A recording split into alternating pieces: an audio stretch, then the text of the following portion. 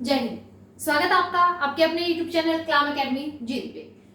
हमने जीन प्याजे की अवस्थाओं से संबंधित एक जो क्लास है वो कंप्लीट की। उसके बाद हमने जो उनसे रिलेटेड महत्वपूर्ण कंसेप्ट थे वो हमने कंप्लीट किए। आज हम बात करें जीन प्याजे का नैतिक विकास का सिद्धांत, क्योंकि मोस्ट इंपोर्टेंट जो आजकल क्वेश्चंस आ रहे हैं वो तो कहीं से भी उठा के आ रहे हैं। क्योंकि एक बार सीटेट में क्वेश्चन पूछ लिया था कि जीन प्याजे की मतलब पुस्तक दे दी काफी सारी, इनमें से जीन प्याजे की जो पुस्तक है वो कौन सी है।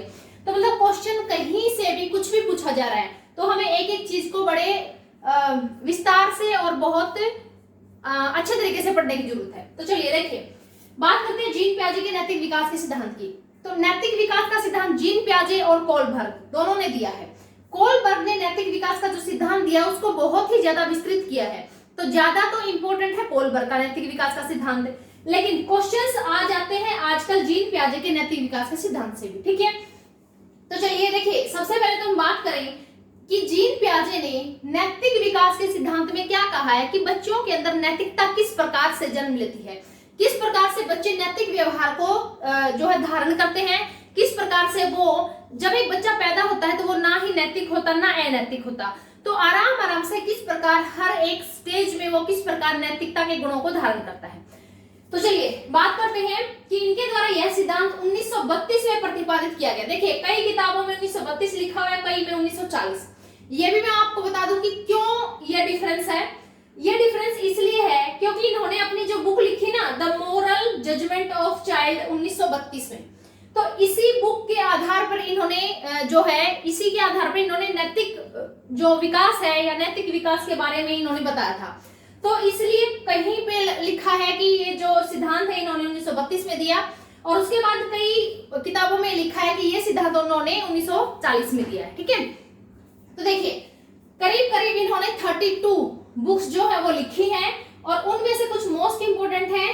First, the psychology of child, second, the psychology of intelligence, third, language and the thoughts of the child. अब ये यहां से सीटेट में क्वेश्चन पूछा गया था, हिंदी में दिया गया था कि बाल चिंतन की परिभाषा, यानी कि language and the thoughts of the child पुस्तक है वो किसने लिखी।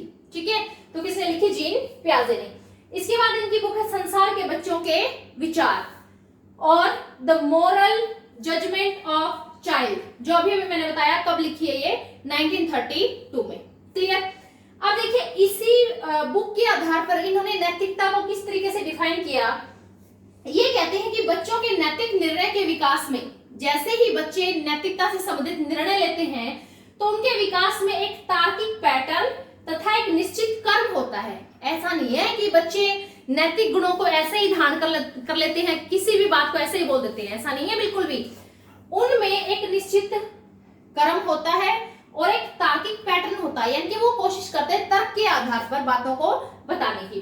अब देखिए, इन्होंने जब ये प्रयोग किया तो इन्होंने नैतिक विकास से संबंधित जो प्रयोग किया, उस प्रयोग में सबसे ज्यादा इंपॉर्टेंट इन्होंने जो चीज मानी है वो माना है साक्षात्कार विधि, यानी कि बच्चों का साक्षात्कार लेके और उनके अंदर नैतिकता के गुणों का अध्ययन किया है इन्होंने। ठीक है, अब जिन बच्चों के ऊपर इन्होंने प्रयोग किया, सबसे पहले तो इनकी खुद की पुत्री थी, इनकी ही बेटी थी जैकलिन। वैसे मैंने पिछली जो क्लासेस है उसमें भी मैंने आपको बताया कि इन्होंने अधिकतर जो प्रयोग है अपने ही बच्चों पे किए हैं। ठीक है, तो नैतिक विकास का जो सिद्धांत है वो इनकी पुत्री खुद की जैकलिन और दो अन्य बच्चे थे, लॉरेंट और ल्यूसिन।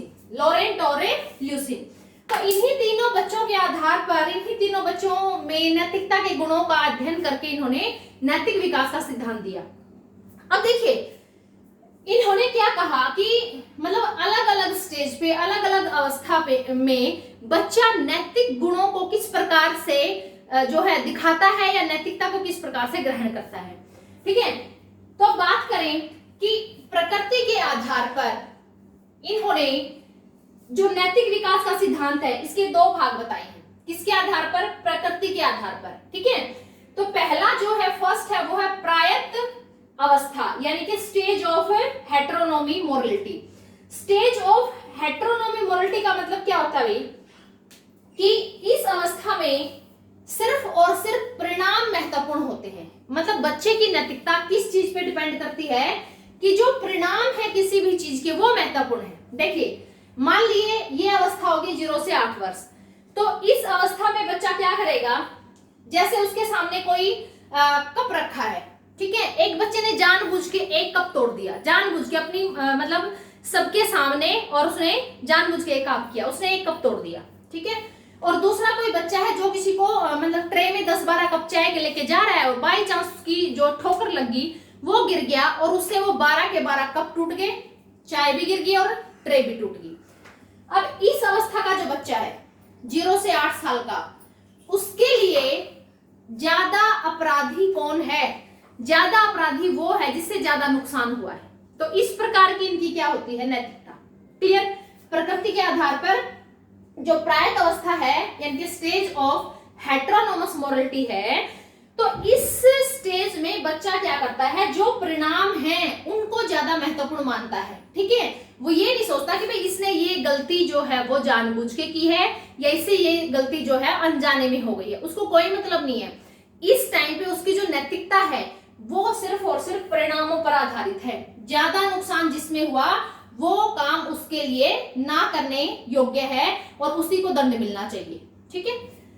उसके बाद बात करें 9 वर्ष से ऊपर, प्रकृति के आधार पर दूसरी बात करें स्वायत्त अवस्था। देखो स्वायत्त नाम से ही है कि बच्चा अब अपने खुद के चिंतन से नैतिकता के बारे में डिफाइन करेगा, खुद के हिसाब से वो जो है वो नैतिकता के बारे में बोलेगा, ठीक है। या खुद उसके अंदर जो नैतिक गुण हैं, उन समाज के जो भी नैतिक गुण हैं या उसके परिवार वालों से उसको जो नैतिकता मिली है, तो वो सारे के सारे जो नैतिक गुण हैं इस अवस्था में उसको पता चल गया है भाई कि कोई भी चीज जो है, जो भी गुण है उनमें मैं परिवर्तन भी कर सकता हूं, ठीक है, उनको मैं अपने अनुसार बदल भी सकता हूं। ये फ्लेक्सिबल होते हैं, कोई बहुत ज्यादा रिजिड नहीं है जिसको हम चेंज नहीं कर सकते, ठीक है। तो इनके अंदर लचीलापन है और ये चीजें हम बदल सकते हैं। क्लियर। तो इसमें परिणाम की अपेक्षा उद्देश्य महत्वपूर्ण होते हैं। क्लियर। अब मैं इसका भी एक एग्जांपल दूं आपको। इसमें परिणाम की अपेक्षा उद्देश्य महत्वपूर्ण होते हैं कि बच्चे ने ये जो काम है ये किस उद्देश्य से किया है। मान लो एक बच्चा है, ठीक है, उसके सामने एक आपने मतलब किसी बच्चे को रोटी खाने के लिए दे दी, उसने जानबूझ के वो रोटी जो है पानी में डाल दी, ठीक है। अब अगर आप इस अवस्था के बच्चे से पूछो कि इसको जो है किस प्रकार का दंड दिया जाना चाहिए, तो ये क्या कहेगा, ये कहेगा कि इसने ये रोटी पानी में डाली, इसको रोटी नहीं देनी चाहिए, इसने गलती की है, इसकी सजा मिलनी चाहिए। लेकिन ये इस अवस्था का जो बच्चा है वो क्या कहेगा, वो ये कहेगा कि ये छोटा बच्चा है, बाय चांस बाय मिस्टेक या मतलब ये इतना मैच्योर नहीं है कि इसने रोटी को पानी में डाल दिया, तो इसको रोटी दोबारा से देनी चाहिए, ठीक है, क्योंकि ये एक छोटा बच्चा है और इससे ये काम हो गया, इससे गिर गई, कोई बात नहीं। लेकिन इस अवस्था का बच्चा क्या कहेगा, नहीं इसने गलती की है और इसको रोटी अब दोबारा नहीं देनी चाहिए। लेकिन यहाँ पे उसकी जो मोरलिटी है, वो नैतिक गुण उसमें विकसित हो गए हैं कि सही और गलत का जो गलत की पहचान है वो कर सकता है, और मतलब जो भी नियम है उनमें कुछ भी बदलाव की भी उसके अंदर जो है वो नैतिकता विकसित हो गई है, ठीक है। अब अगर हम बात करें आयु काल के आधार पर, देखिए जीन पियाजे ने प्रकृति के आधार पर जो नैतिकता बताई है, नैतिक विकास का सिद्धांत, उसको 2 भागों में बांटा। पहला है प्रायत अवस्था यानी कि स्टेज ऑफ हेटेरोनोमस मोरालिटी, सेकंड है स्वायत्त अवस्था, stage of autonomous morality. Clear. इनके दोनों के हमने एग्जांपल्स पढ़े। आयु काल के आधार पर देखिए, आयु काल के आधार पर इन्होंने 4 भाग बताए हैं, 4 जो है भेद बताए हैं नैतिक विकास के। पहला देखिए जन्म से 5 वर्ष, ठीक है, अगला 5 से 8 वर्ष, 8 से 13 वर्ष और 13 से 18 वर्ष। अब देखिए इस अवस्था में, देखिए इस अवस्था को क्या बोलते हैं, यह है प्रतिमानहीनता यानी कि अनोमी स्टेज।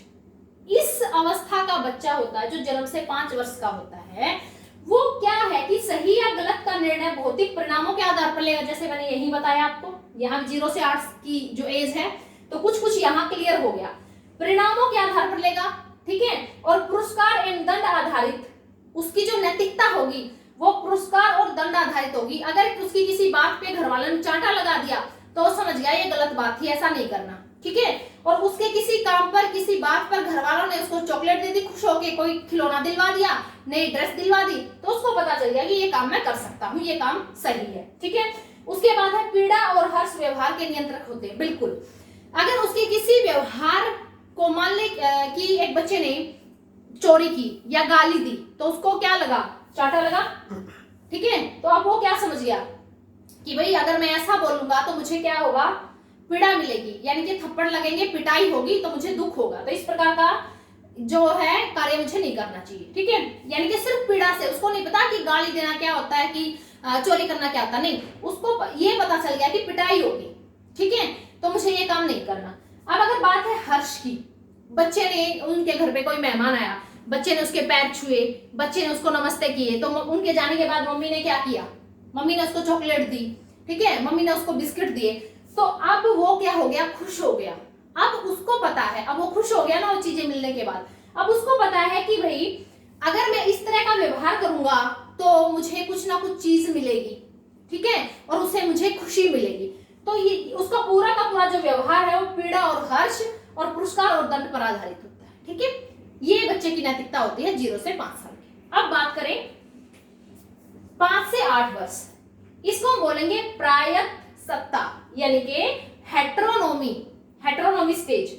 अब इसमें बच्चों का जो व्यवहार है वो भौतिक और बाहरी सत्ता द्वारा नियंत्रित होता है।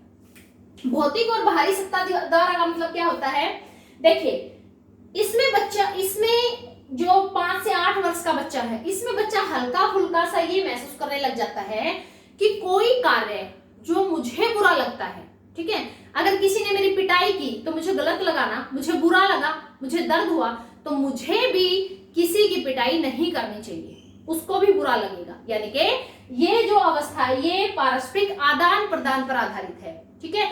अब वो ये समझने लग गया कि अगर कोई कार्य जो मैं करता हूं वो मुझे बुरा लगता है, ठीक है, या कोई दूसरा बच्चा मेरे साथ कोई ऐसा कार्य करता है जो मुझे बुरा लगता है, तो मुझे भी वो कार्य दूसरों के साथ नहीं करना चाहिए। इतनी मॉरलिटी, इतनी नैतिकता इनके अंदर डिपेंड हो जाती है, ठीक है। इतनी मॉरलिटी इनके अंदर क्या हो जाती है, वो घर कर जाती है, पैदा हो जाती है। अब देखिए अगली हम बात करें 8 से 13 वर्ष, यानी कि पराधीन अयोग्यता, हेट्रोसिटी, रेसिप्रोसिटी। इसमें होता है बच्चों का व्यवहार समूह द्वारा नियंत्रित होता है। देखिए भाई 8 से 13 वर्ष कहां पहुंच गए, वही बाल्यावस्था के आसपास। तो इसमें क्या करते हैं, इसमें बच्चों का जो व्यवहार है वो समूह के द्वारा नियंत्रित होता है। बच्चे क्या करेंगे, स्कूल गोइंग एज है, बच्चे स्कूल में जाएंगे, उनका अपना खुद का एक ग्रुप होगा, उनके खुद के फ्रेंड्स होंगे, वो जब खेलेंगे तो उनके जो खेल के नियम हैं उन नियमों में बंध जाएंगे, ठीक है।